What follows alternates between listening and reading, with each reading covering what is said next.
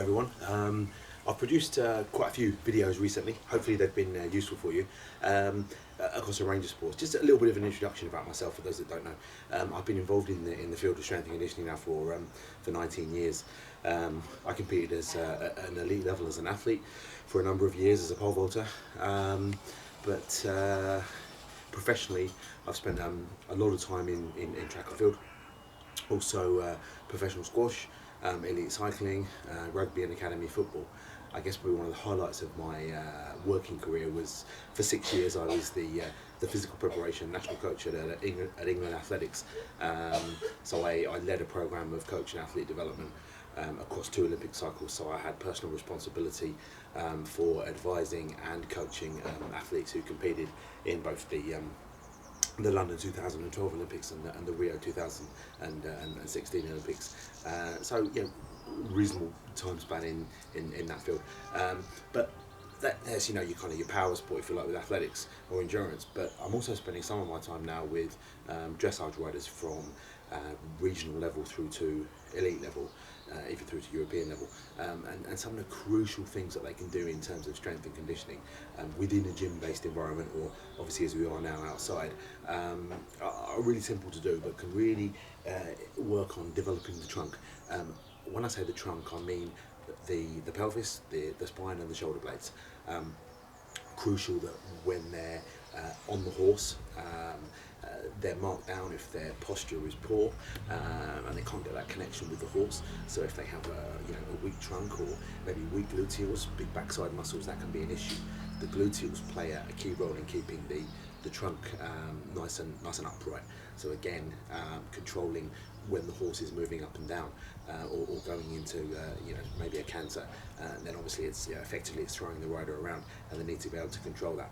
Just a few simple things that you can do at home.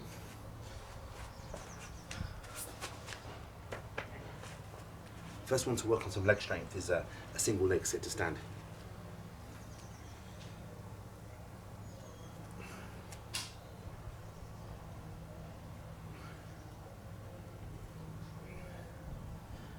So I should be looking for excellent control of the knee roughly over the second toe. I'm sitting down onto the chair as slow as I possibly can. So it's taking maybe 3 to 4 seconds, really working my backside, but my quads are working, and my thighs working as well. So just from this angle,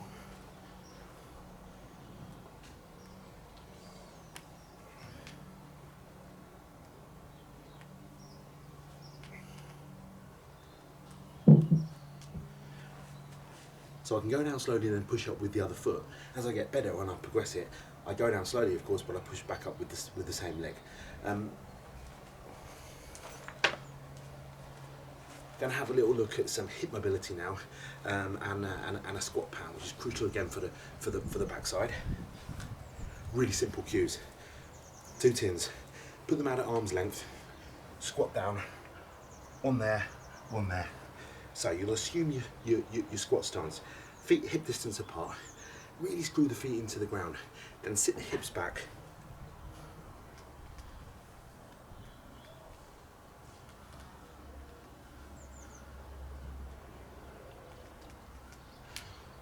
So I'm trying to stay in that squat. What I'm doing is weight transferring. I'm transferring my weight from one side to the next, to one tin to the other tin. So it's really good at mobilizing through my hip. It's also going to work on mobilizing my ankle, which again is crucial when the rider is in the stirrups, and also thinking about the trunk control, which again is fundamental.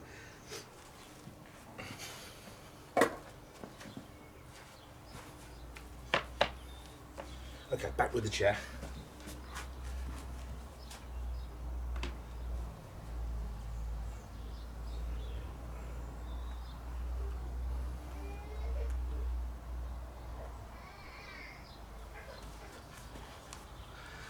So that was an isometric adductor hold.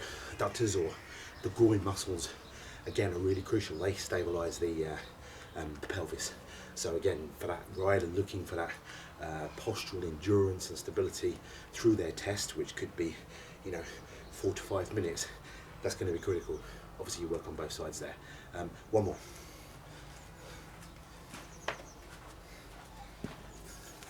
A little bit of work now on rotation. I need a light strength band. I've got this to attach to a vertical pole at the moment. Could maybe be to a fence or a rail or whatever you have. Take it in my outside hand, other hand across the top, really extended.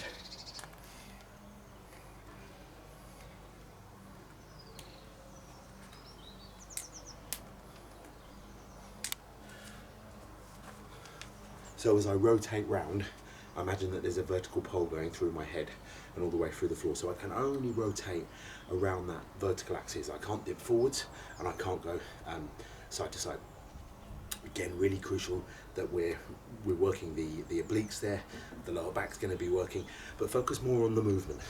If you get the movement right, the muscles will recruit in the most appropriate or the most effective way. The other critical thing on that is I wind it up, I create the tension. As I come back, I don't want the band to ping me back. I want to come back with a lot of control, very slow, and then back into the next repetition. My knees, obviously, I was on my knees, so it's really important that I do it that way. I'm then taking the legs out and again focusing a little bit more on the trunk, generating the rotation, but then controlling that rotation on the way back. Hope that was useful, and speak soon.